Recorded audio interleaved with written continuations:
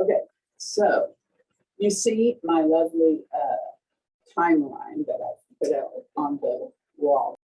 This is just going to be a visual aid to touch points, just to help. It helped me. What feelings or impressions, or what feelings do you get from the word patriarchy? Yeah.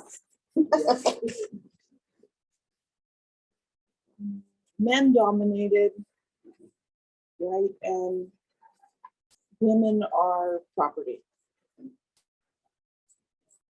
And how about the word feminist? Some sort of, strident, hysterical person. No, I feel the same way. I mean, coming up in the 70s, and actually my older sister was an atheist feminist. It was pretty strident and arguing with me about everything. So especially in Christian circles, feminists had a bad rep. And I still feel a little funny calling myself a feminist, but that's one thing I really appreciate about this book, Sarah, Jesus Feminist. What that title is about is when she started calling herself a feminist in Christian circles, people would say, what kind of feminist? And they'd say, oh, a Jesus feminist. So in other words, that the spirit of the poem, Let Us Be Women Who Love, that's the spirit in which she is a feminist. And that's the spirit in which I want to be a feminist. If I ever get brave enough to call myself that. Okay, so a brief history of patriarchy. We have a lot to get through. All right, so patriarchy has been the rule for varying degrees in recorded human history, but it has varied. So it has shape-shifted many times. And so conservative Christians tend to say that their patriarchy, their complementarianism, is straight from God, straight from the Bible. And, society is, to the extent that society is that way, it's because that's the way God made people. So it's just natural. But when you step back and look at the historical context, the church's attitude towards women has been deeply influenced by the culture around them. And the same kinds of things that would change the culture have affected the church. So major shifts in thought, technology, wars, and economics have all affected the way the church has viewed the place of women.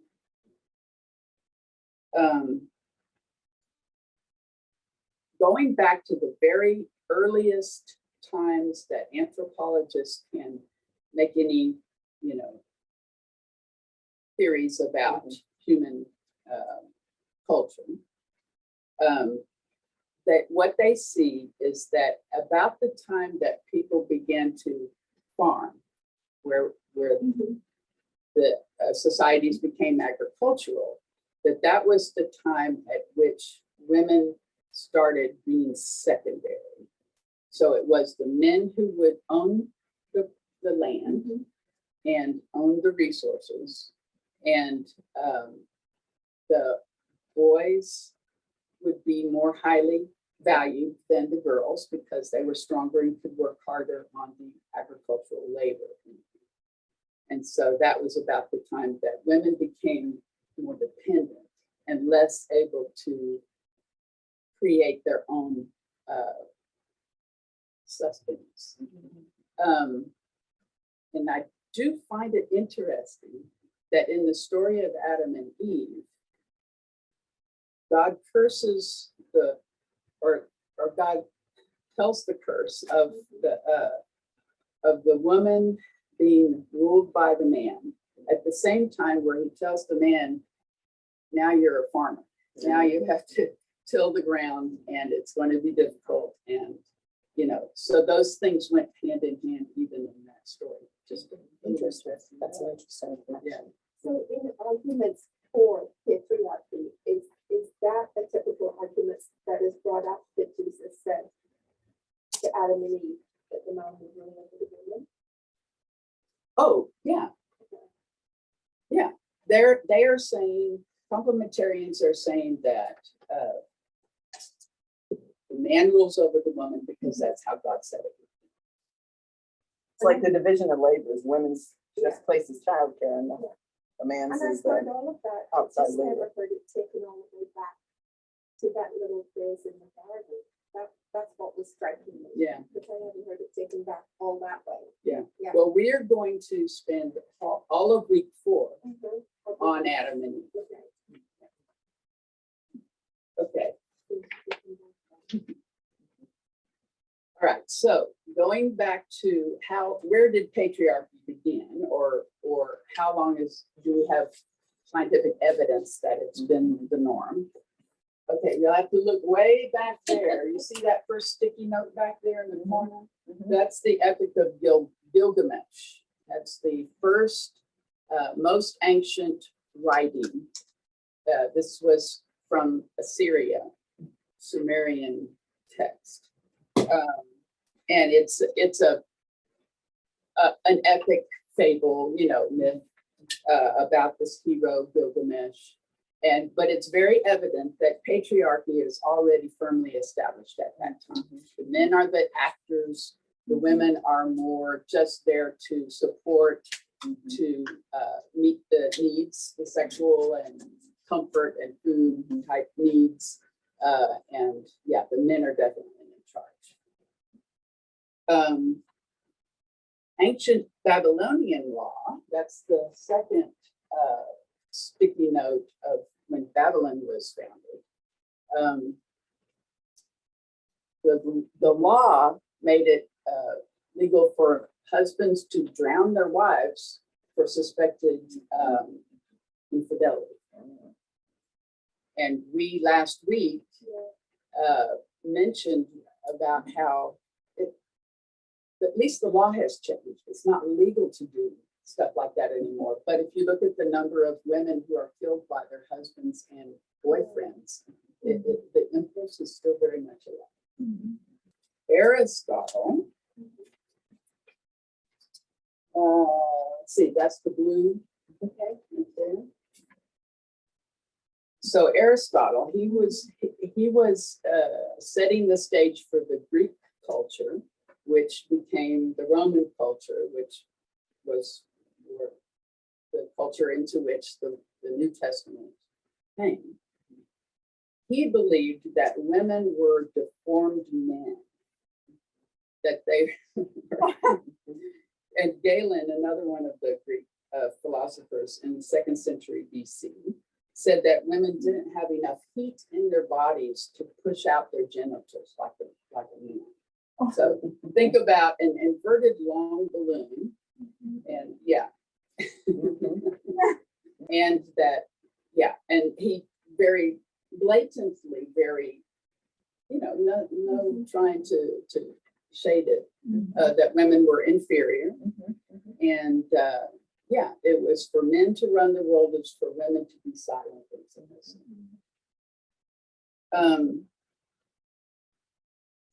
Then, so Jesus came into that patriarchal Roman world, but he had the effect of raising women up, and he bucked the norms.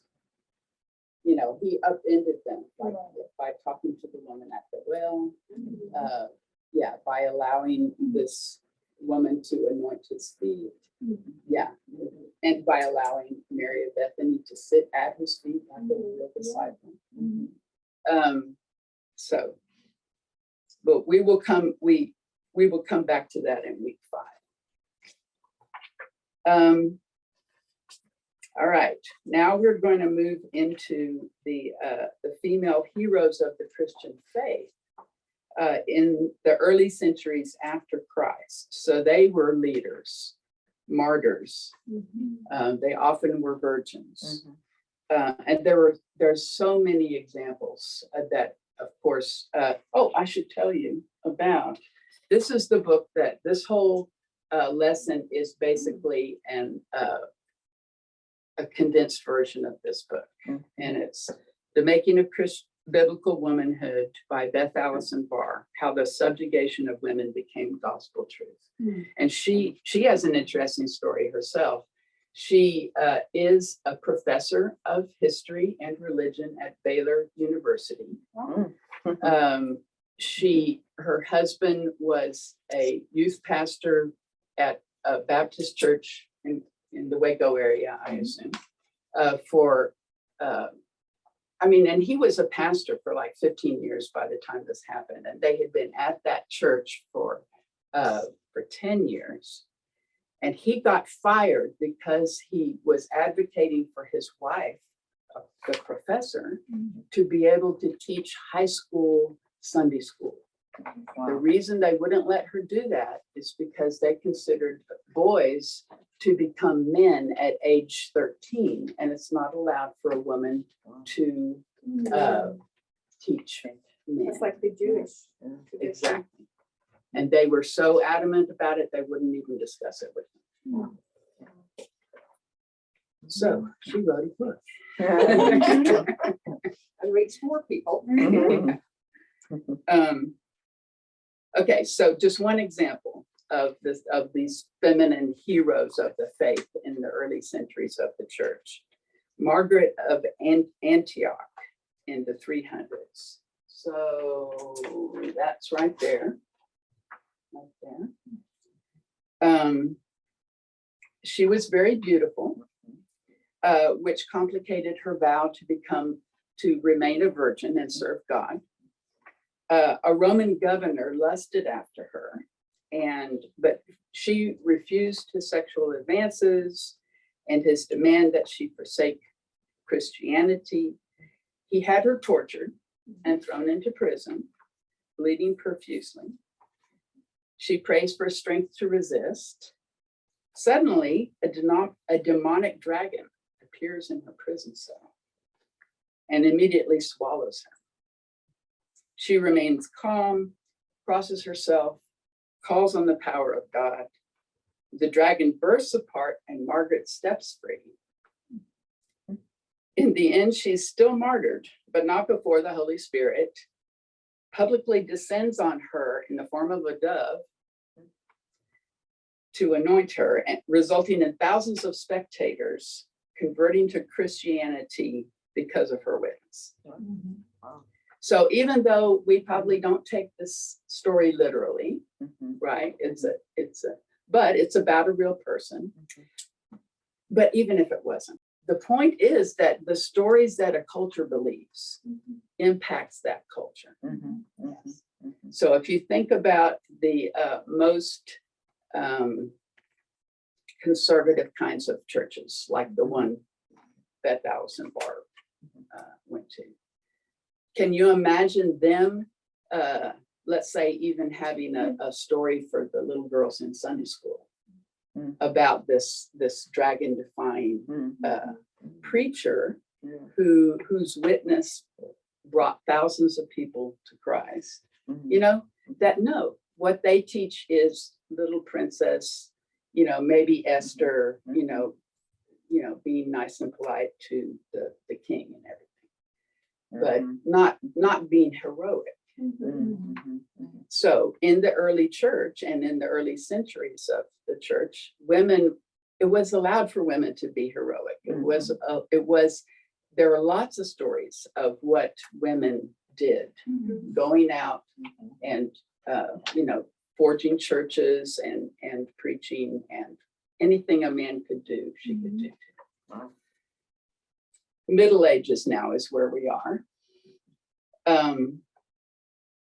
But patriarchy, which reasserted itself in the early church, which we're going to talk more about in week 5, continued to assert itself in placing all the church power in the hands of men and diminishing the place of women.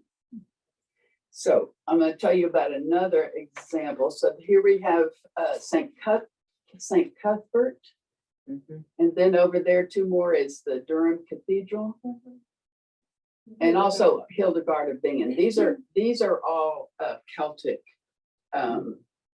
saints, which I have a deep interest in.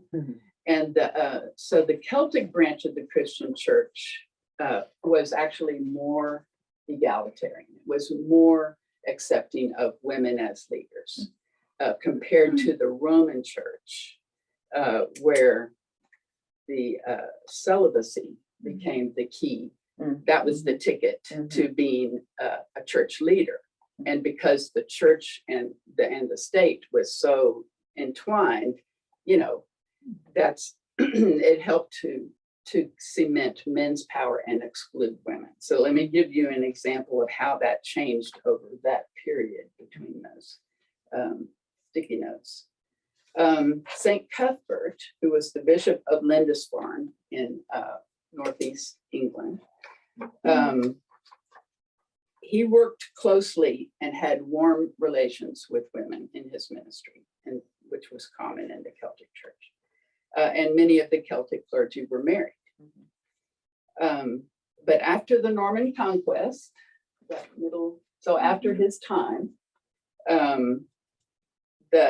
in Durham, England, not far away, Cuthbert was the patron saint of that cathedral that they built there. But the Roman church, of course, the Norman conquest was the Romans coming over into England and taking over and suppressing the Celtic traditions there. So they came in and they pushed out the married Celtic clergy from the church and populated it with celibate monks. And they basically rewrote the history of St. Cuthbert and made him into quite a misogynist. In Durham Cathedral, there's a literal line in the pavement of the nave where women are not allowed to cross that line. So the center is the place that only men can be, and women aren't allowed to be in. Why? Because they might inflame the lust of the celibate monks, right? So women became like dangerous just by the fact of our bodies, you know. And so they started all these stories about how St. Cuthbert, you know, didn't allow women, which was not true. So there are now all these stories of like a woman who takes a shortcut through the cemetery of the cathedral or whatever, and goes crazy, bites out her own tongue and commits suicide. I mean, it's like, okay, you crossed the line, so you're cursed, and you know. So anyway, that's just an example of the way that patriarchy reasserted itself in the church to suppress women from the legitimate history that they had. And so in the Roman church, sex became the original sin. And that's why the clergy had to be celibate, and the poor, ordinary people who can't help themselves are allowed to get married. You know, but they're just peons, you know, right? And they're only doing it to have babies, of course. Yeah, as many as possible. So women become excluded from the places of power. But yet, we still see courageous women who buck the system throughout the Middle Ages.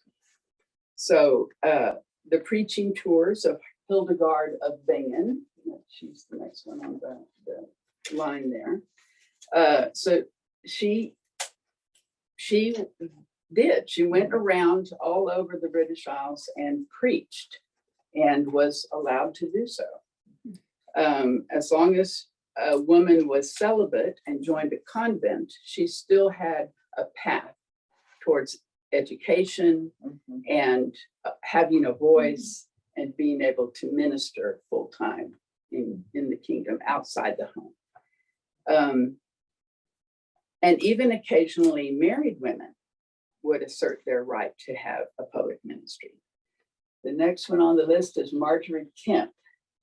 She was a wealthy married woman, and she got in trouble for going around, and she said it wasn't preaching because it wasn't behind a pulpit. She was just speaking of God, publicly and loudly. And so she gets called before the Archbishop of York, and he says, "I hear it is said that you are a very wicked woman." And she says, "Well, I hear that it's said that you're a very wicked man, and if you don't repent, you're going to hell." And so they have this big, long, public debate and everything. And in the end, he said, "Oh, I don't find any of this.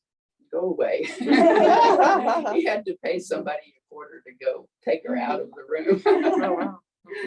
But anyway, so she was one of those exceptions, right? A courageous woman who stood up and said, "No, Jesus had women that, that were the first witnesses of the resurrection. He sent them back to tell the disciples. That's preaching, She was probably educated and could read, but most women were not. So she could spar with them because she knew the Bible. Yes. And actually, during that time, it was before everybody had their own Bible, right? So the only time she was hearing it was in church. But they preached a lot from the Bible, and they read every time. So and they had other ways, other liturgy and ways of learning the Bible. If she's wealthy, she could very well have had a illuminated access to a manuscript. Or probably just portions. Portions, Yeah. right. Okay. So now we've come to the Reformation. 1517, the year that Luther nails the 95 Theses to the Wittenberg door. And this now is a big time when patriarchy shapeshifts.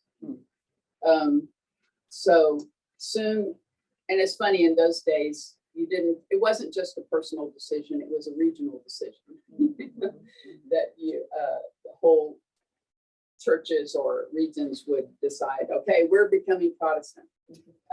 And so when they would become Protestant, they would empty out the convents and the monasteries, and usually marry the two together, literally. And so the ideal was for women to be married. So for the highest calling for a woman now was to be an obedient wife and mother. There were no more opportunities for education, independence, or authority. Luther's church, of course, no longer venerated the Virgin Mary. All of the saints were out, so that eliminated all the female saints, the heroes. And instead, they held up often as the ideal Martha from the Bible, because she was the queen of her home, supportive. Right? So before the Reformation, the status of women, you had the best chance of independence and education and everything if you were a virgin. Then the next most respected thing was if you were a widow, because you could be a widow and still go join a convent. And then the married women were at the bottom. But now it flips. And the wives are the most honored ones. The widows are kind of still in the middle. And then at the bottom of the ladder with the least respect are what's now called the spinsters. Another way that patriarchy shifted, which is a very, very interesting change, is that before the Reformation, and going way back to ancient history, it was considered that women were the ones more susceptible to sexual sin. Women were the seductresses. And if the hero got led astray, it was usually because a woman or a female deity or whatever tempted them. But after the Reformation, now all of a sudden women become viewed as the ones least likely to be sexual. Or I should say, you get into that dichotomy that you're either the saintly wife, the innocent, childlike woman, or you're the whore. Yeah, really, and that's been something that I hope it's not that much these days, although probably in some corners it still is. So now, but in general, in the church, women now are viewed as innocent children, kind of asexual, that their job is just to defer to their husband to meet his sexual needs because his now is the strong sex drive. And he's the one who has a hard time controlling it. But now it's the woman's responsibility to keep him satisfied in marriage so that he won't act out other places. And if he does, again, blame the wife. She didn't keep him. And there are some modern examples of that. Hillary Clinton. But Hillary Clinton. Yeah. It was her fault that he cheated on her. yeah, and there are some in church. I mean, in the church. Anyway. Oh, yeah. So now it becomes the woman's responsibility to hide her body so that she doesn't inflame anyone's lust. And there are lots of examples of that in the modern church. Ooh, the ankles. Oh my God. Yeah, you know, or you can't preach because you've got a cutout where your shoulder is, you know. Or making the girls at summer camp wear a t-shirt over their swimsuits because that sleeveless shirt might, your bra strap might slip and that would inflame the boys. So yeah, and so it's making girls and women totally responsible for men's sexual thoughts or actions. And then, of course, you do have, last week we talked a little about the Magdalene homes, where if a woman in Ireland, if a girl, I should say, had any kind of sexual activity, maybe got pregnant, doesn't matter whose fault it was, you know, she gets sent away to this home for fallen women, and basically like a lady. Okay. So before the Reformation, the authority was invested in the clergy, right? They were the power. And just as a little side note, the men and women sat on separate sides of the churches. And so the women were sitting with the other women. And there was, I think there was somewhat of a female community in the larger community, you know, or in the convent, the same thing. That's a female community. But now with the priesthood of the believer, right? Every man becomes the priest and the patriarch of his own home. So that's a boost for the little peon married men, right? Now they at least are the king of their home. And every woman now is firmly under the authority of her husband, and her sphere kind of shrinks to just the home. And she becomes probably more isolated from other women in that society. So as marriage became the new ideal for all Christians, women's subordination, there's a quote, women's subordination became embedded in the part of evangelical faith. Mhm. To be a Christian woman was to be under the authority of men. Okay, now we've got the Reformation, we've got the Enlightenment, we've got the Industrial Revolution over there. These are big movements that are kind of going on top of each other and happening at roughly the same time. But what? The cult of domesticity. Yeah, we'll get to that one in Mhm. just a second. So another shift during this time was economic with the Industrial Revolution.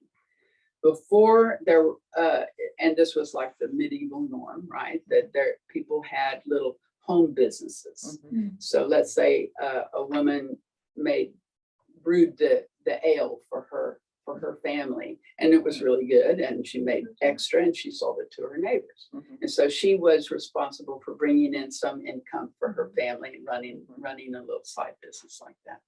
And that was the norm. But with the Industrial Revolution, capital began to be sucked into these bigger businesses, right? And it was the men who owned the capital. It was the men who started the businesses. So let's say they start a brewery.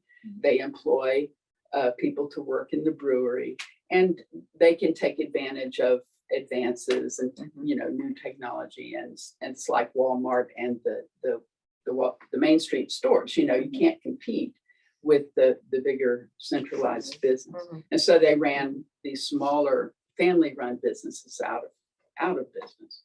And so again, the women, what they are losing not only their ability to contribute to the finances of the household, but they're also losing part of their identity, because they used to, in that example, that woman would have been called an alewife. Mhm. So her career, her Mhm. craft was also a part of her identity as well as wife. Mhm. After that, she now just becomes good wife. So Mhm. her sole identity is as the wife. Mhm. And of No- course, No pun intended. say Mhm. again. Her sole identity is, Yes. Oh, no my pun intended. Yes. Mhm. And so now, of course, she's financially dependent on her husband. She Yeah. doesn't have other choices. Mhm. So even today, in conservative churches, if you want to be a woman who has any kind of public ministry, you have to first emphasize your husband Mhm. and your children, your role as wife and mother first, and then you can add, something else. Okay, so there was this is a modern day example of a single female missionary in training. Mm. A member of the church or somebody gave her a pair of men's trousers and said, hang these on your bedpost and pray for God to fill them. Wow. Wow. Yeah. Wow. So the Industrial Revolution also did actually open some opportunities for women to go out and work in the factories, but the wages for women were purposely kept lower than they were for men. One British factory commissioner declared in 1833 that women should be paid less because low wages for women would not tempt her to abandon the care of her own children. So there's and women's wages being lower is very surprisingly consistent throughout. It's still going on. It absolutely is. All right, so now we get to the cult of domesticity. That's actually the phrase that they use, that historians use for this. Let me just explain what it was. It's an idealized set of social standards placed on middle and upper class women in the 19th century, Western Europe and US. It was made economically possible by the prosperity that the Industrial Revolution brought to certain men that were the ones who were making the money, right? So because they were prosperous, their wives could just be in the home and have service. So it espoused 4 pillars: piety, purity, submission, and domesticity. So piety was that women are naturally more religious than men, and that they are the best ones to guide the spiritual education of children. And we still see this in churches today, you know, who are the majority of the children's workers and the attenders. Yeah, so that this was the birth of that idea that women were more religious than men. Before it hadn't been that way. Purity, that women are not naturally sexual creatures, that they need to be covered and protected, that they're only interested in sex for the sake of procreation. Submission, that they are not designed to lead, that they don't have the mental or emotional capacity to be effective leaders, that they yearn to follow strong men. Now we're talking about 19th century, Victorian era. And domesticity, that they are not designed to work outside the home. Earning the bacon is the man's job, and she should become a skilled domestic goddess, to use Roseanne's term. All right, and even the Enlightenment conspired to reinforce this idea. So now Enlightenment is happening all around the same time. So Charles Darwin taught that women are fundamentally very different creatures from men. He taught that desirable evolutionary traits were transmitted more fully to the male than to the female offspring. And thus man has ultimately become superior to woman. That's a direct quote. So therefore, boys' education versus girls' education during this time. Boys were educated to go out into the world and make their fortune, change the world, to carry the great and weighty business of life. So they had very serious education. Women's education, such as there was to prepare them for domestic utility, and then especially for the daughters of the more prosperous classes, for ornamentation, to make them pretty and soft and deferential keepers of the home fires. So all the Jane Austen type. That's what I was thinking. Yeah. So men, it was believed, had bigger brains. So they measured their heads and they said, okay, men have bigger heads, so that must mean they have bigger brains, and which made them smarter.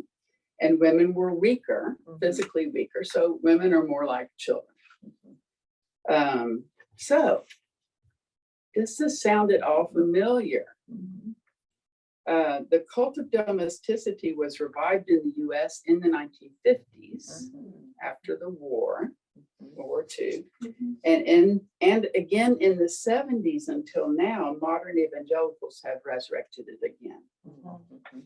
And the books that I read as a teen and a young wife in the Christian world reinforced this totally. And TV, Father Knows Best. Oh, yeah. And Yeah. remember, I mean, all these women went to work in the war, and now they're trying to get them out of the factories so that the Yeah. men can have the jobs and be the, the breadwinner again. So All right. 70s, it's a response to free love, and Yes. 60s hippie movement and all that stuff. Yeah. Yeah, bingo. So anyway, now you've got James Dobson and, Maribel Morgan's Total Woman. We used to follow. So the early modern era.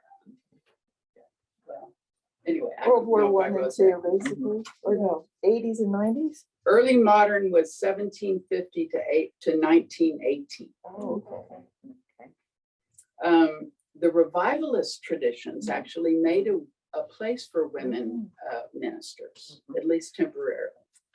So in 1790 to 1845, during the Second Great Awakening, over 100 women itinerant preachers crisscrossed the US leading revivals.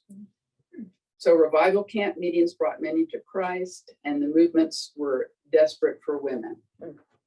desperate for leaders. So the women rose up and they were allowed to rise up and to do that. They basically, the revivalist tradition said whoever got the Spirit comes on, you know, that was the criteria.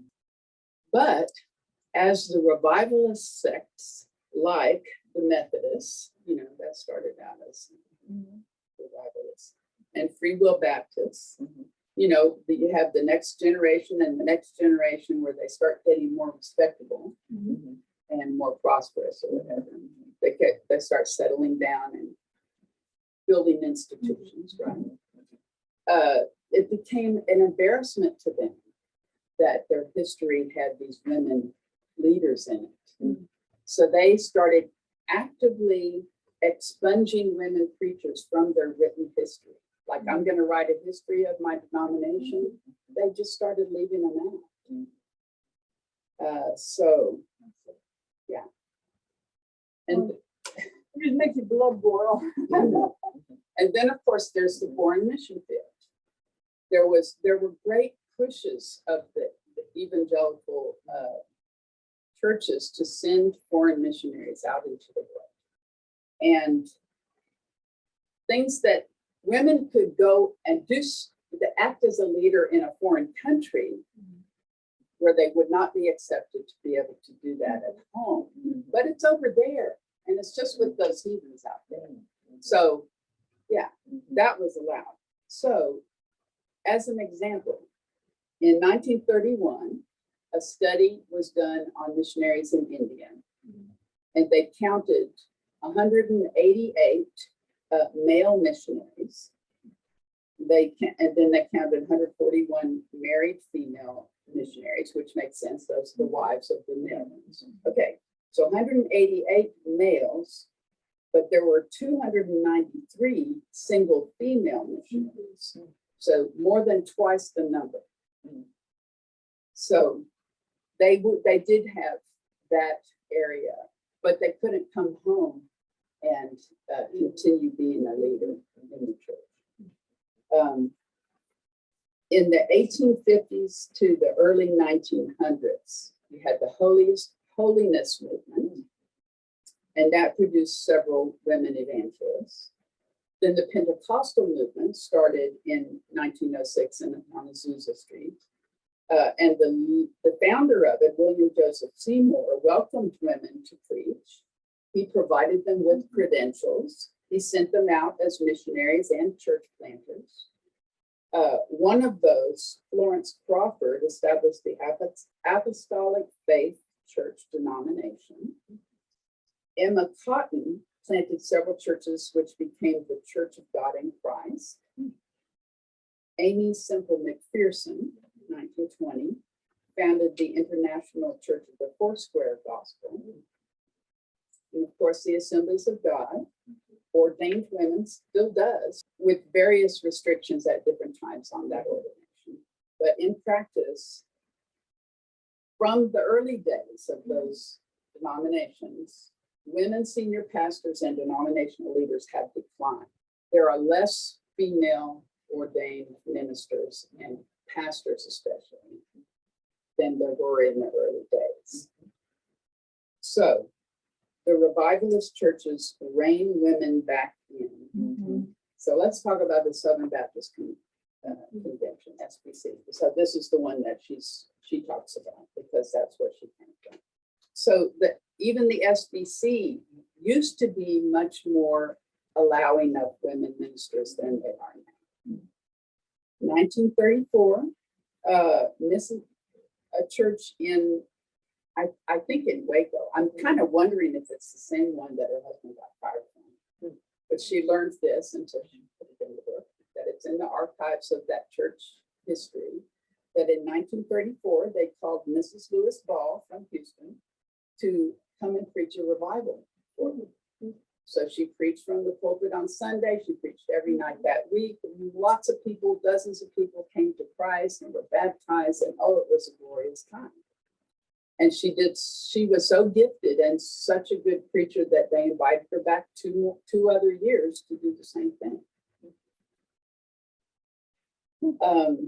But in the 1960s and 70s, as you mentioned, the evangelicals started reacting strongly against the secular feminist movement. It all became, oh, we've got to defeat the ERA, the Equal Rights Amendment. And in the most conservative denominations, the place of women got increasingly more and more limited. In 1984, the SBC did a resolution that emphasized women's secondary creation. In 1997, there was an uproar in the evangelical circles about, oh my God, that Zondervan is rewriting the NIV to be a feminist, because they were translating words and pronouns and nouns that were supposed to be in the original language were inclusive, and they were translating them that way instead of just man, So then in 1998, the SBC did a statement on wives submitting to their husbands. And then in 2000, they had the decision that only men can serve as head pastors. So it's only in the 2000s that the SBC made that rule. So in the evangelical world today, and I'm talking about the conservative, right? The literal Bible, if a woman has a public ministry, she has to, first emphasize her role as wife and mother. So my Twitter profile, if I was, a public figure in that kind of church, might be wife to Keith, mother to Chris and Nadine, women's retreat leader, lover of coffee and yoga pants. But I'll end with this. What she said, that Margaret of Antioch, remember the dragon story? Her Twitter profile might be something like defiant virgin, impervious to torture, dragon slayer, evangelist, miracle worker, and friend of God. Wow. So what a difference. It's like women in those kinds of churches today have to be like woman-like. You know what? It's interesting when you talk about the sociology of religion. Usually, you get new religious branches or a lot of conversion because the next rendition gives women more freedom, right? I mean, that's what we've seen in religious, history. And so anyway, so it's interesting thinking of like some of our discussions at this particular vineyard. I don't know how broad it is, anyway, where Christianity in that sense might evolve because of this like big, powerful, Second Baptist theology orientation, and other churches that are also very conservative towards their treatment of women. Well, it creates so much dissonance. We It does. talked about this last week. When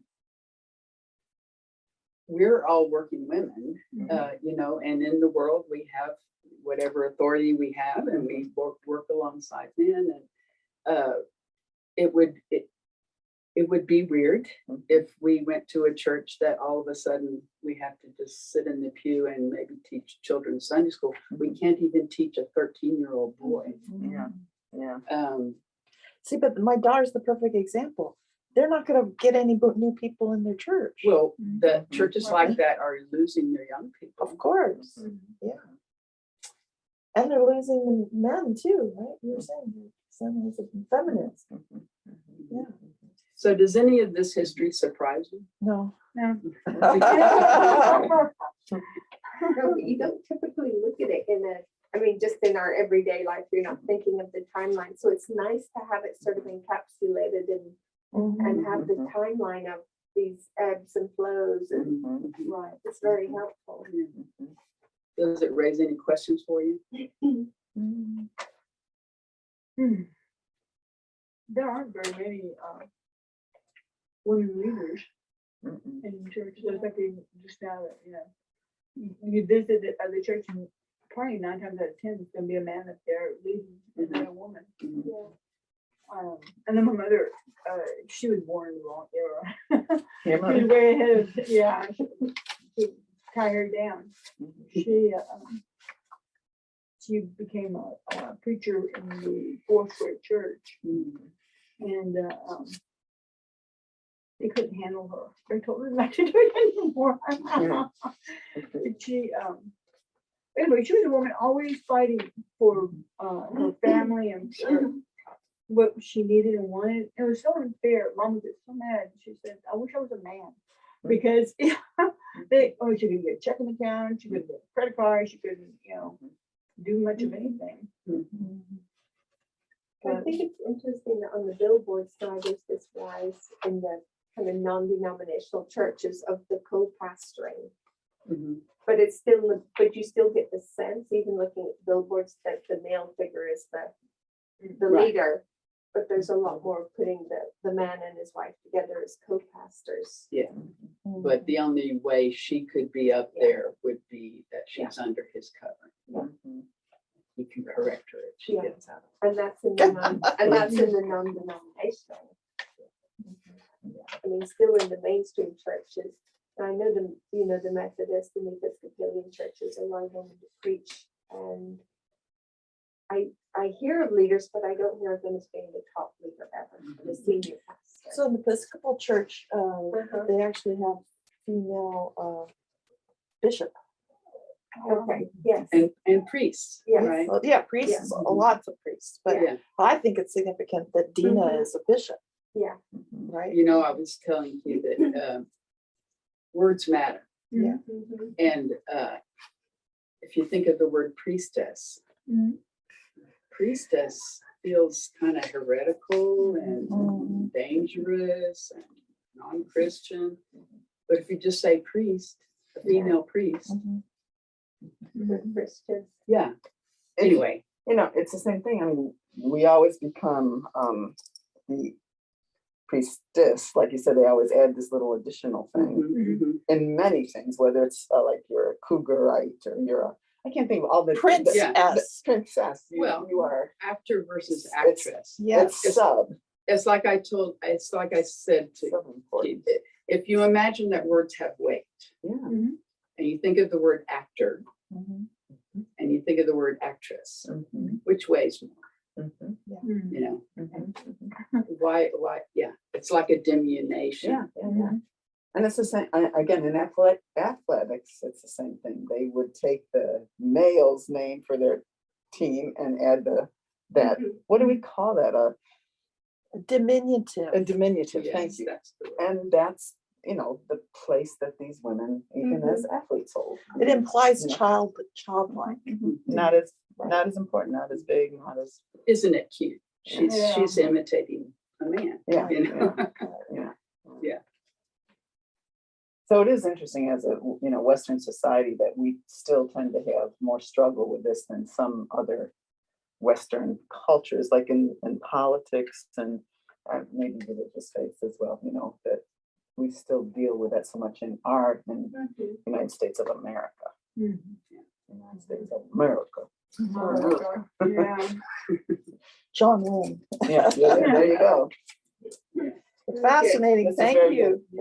Yeah.